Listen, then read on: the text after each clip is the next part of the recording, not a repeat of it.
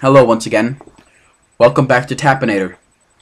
I am reading The Lightning Thief by Riordan. This will be part 4, I believe. Let's get to it. Let's see where we left off. Alright. I would not be invited back next year to Yancey Academy. Fine, I told myself. Just fine. I was homesick. I wanted to be with my mom in our little apartment on the Upper East Side, even if I had to go to public school and put up with my obnoxious stepfather and his stupid poker parties.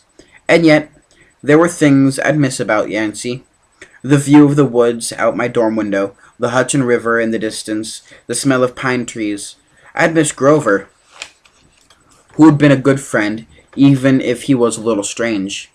I worried how he'd survive the next year without me. I'd miss Latin class too, Mr. Bruner's crazy tournament days and his faith that I could do well. As exam week got closer, Latin was the only test I studied for. I hadn't forgotten what Mr. Brunner had told me about his subject being life and death for me. I wasn't sure why, but I started to believe him. The evening before my final, I got so frustrated I threw the Cambridge Guide to Greek Mythology across my dorm room. Words had started swimming off the page, circling my head, the letters doing 180s as if they were riding skateboards. There was no way I was going to remember the difference between Chiron and Chiron and Chiron, or Polydeutus and Polydeutus, and conjugating those Latin verbs. Forget it. I paced the room, feeling like ants were crawling around inside my shirt. I remembered Mr. Brunner's serious expression, his 1,000-year-old eyes. I will accept only the best from you, Percy Jackson. I took a deep breath and picked up the mythology book. I've never asked a teacher for help before. Maybe if I talked to Mr. Brunner, he could give me some pointers. At least I could apologize for my big fat F I was about to score on his exam. I didn't want to leave Yancey Academy with him thinking I hadn't tried. I walked downstairs to the faculty offices. Most of them were dark and empty, but Mr. Brunner's door was ajar. Light from the window stretched across the hallway floor. I was 3 steps from the door handle when I heard voices inside the office. Mr. Brunner asked a question. A voice that was definitely Grover's said, "Worried about Percy, sir." I froze. I'm not usually an eavesdropper, but I dare you to try not listen if you hear your best friend talking about you to an adult. I inched closer. "Alone this summer," Grover was saying. "I mean, a kindly one in the school. Now that we know for sure, and they know too, we would only make matters worse by arresting him," Mr. Brunner said. "We need the boy to mature more." "But he may not have time. The summer solstice deadline will have to be resolved without him. Grover, let him enjoy his ignorance while he can." "Sir, he saw her. His imagination," Mr. Brunner insisted. "The mist over the students and staff will be enough to convince him of that." "Sir, I can't fail at my duties again." Grover's voice was choked with emotion. "You know what that would mean." "You haven't failed, Grover," Mr. Brunner said kindly. "I should have seen her for what she was.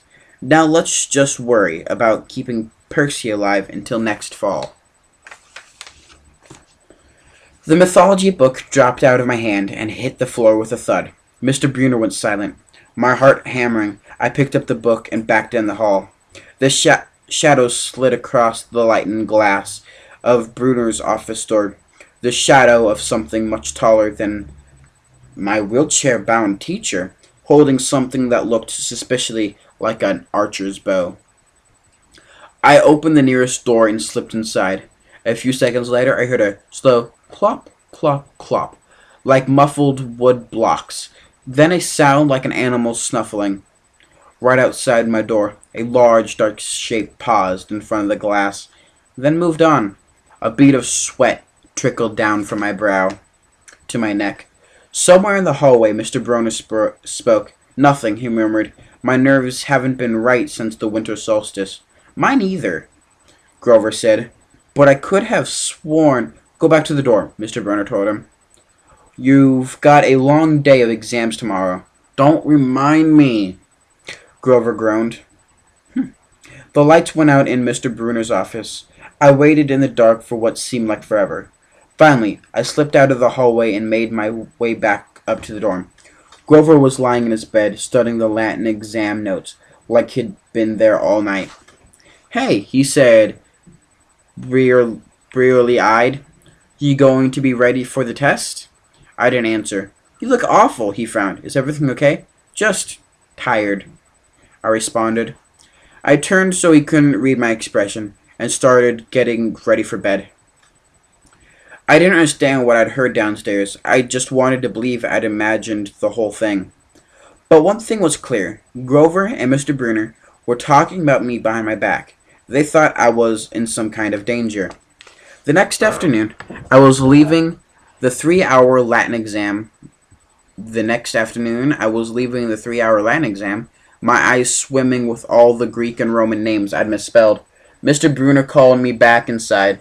For a moment, I was worried he'd find out about my eavesdropping the night before, but that didn't seem to be the problem. Percy, he said, don't be discouraged about leaving Yancey. It's for the best.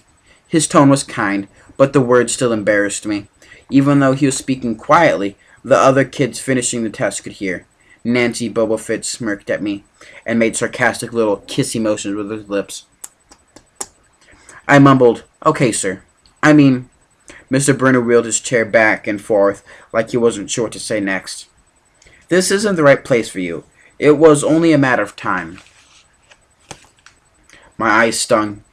Here was my favorite teacher in front of the class, telling me I couldn't handle it. After saying he believed in me all year, now he was telling me I was destined to get kicked out. Right, I said, trembling. No, Mr. Bruner said. Oh, confound it all. What I'm trying to say is, you're not normal, Percy. That's nothing to be... Thanks, I blurted. Thanks a lot, sir, for reminding me. Percy! But I was already gone. On the last day of the term, I shoved my clothes into the suitcase.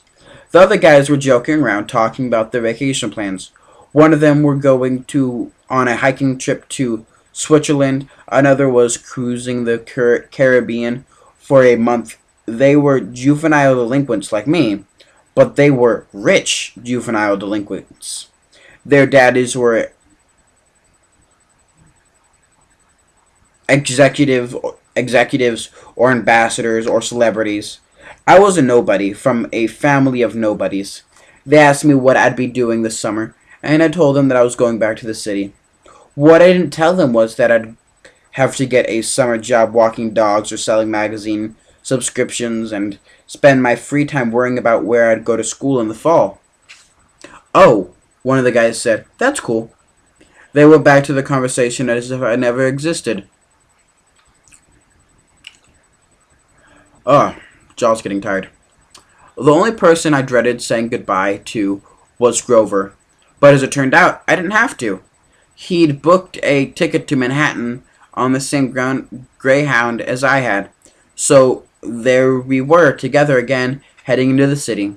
During the whole bus ride, Grover kept glancing nervously down the aisle, watching the other passengers. It occurred to me that he had always acted nervous and fidgety when we left Yancey, as if he expected something bad to happen. Before, I'd always assumed he was worried about getting teased, but there was nobody to tease him on the Greyhound. Alright, everyone, it's 9 minutes, and you know what that means. I'm going to cut it off here so that I don't run over the 10-minute YouTube limit that I have currently. And I definitely wish to see you next time for another reading of The Lightning Thief by Riordan. This will be part 4, I believe. Thank you very much. Peace out. Love you guys. This is Tapinator.